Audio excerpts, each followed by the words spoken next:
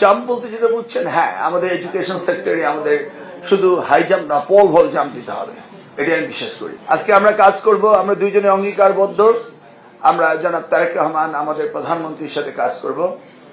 আমি জানি যে উনি শিক্ষাকে অত্যন্ত ভালোবাসেন, যেভাবে ভালোবেসেছিলেন আমাদের সাবেক প্রধানমন্ত্রী বেগম খালেদা জিয়া। আজকে সংক্ষিপ্তভাবে আমরা আপনারা যেগুলো জানতে চেয়েছেন সব প্রশ্নের উত্তর আমরা দিচ্ছি না। আমরা প্রত্যেকটি বিষয় অ্যাড্রেস করব।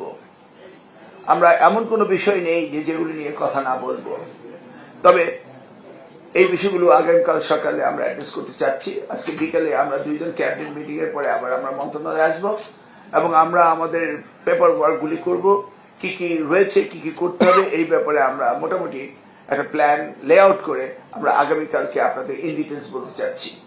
এর মাঝে যদি আপনাদের ছোটখাটো প্রশ্ন থাকে আপনারা করতে পারেন। আমরা দুই একটি প্রশ্ন। গতকালকে আপনারা একটা জাম্প দেখেছেন, সারা মাননীয় উপদেষ্টা, আমার একটা প্রশ্ন ছিল যে আজকে কোনো জাম্প দেখাবেন কিনা, যে কোনো বৈপ্লবিক পরিবর্তন? কারণ গত 17 বছর আমরা প্রশ্নভাগ দেখেছি, তারপরে হচ্ছে ফলাফল জালিয়াতি, নানান ধরনের কি চমক দেখাবেন শিক্ষামন্ত্রী? দেখুন, এই আমরা 2001-এর দায়িত্ব পাওয়ার পরে নকল প্রতিরোধ হয়েছিল এবং প্রশ্নপত্র ফাঁস বন্ধ হয়েছিল। সেগুলি তো চলেই গিয়েছে, সেগুলি আর পুনরাবৃত্তি হবে বলে আমি বিশ্বাস করি না।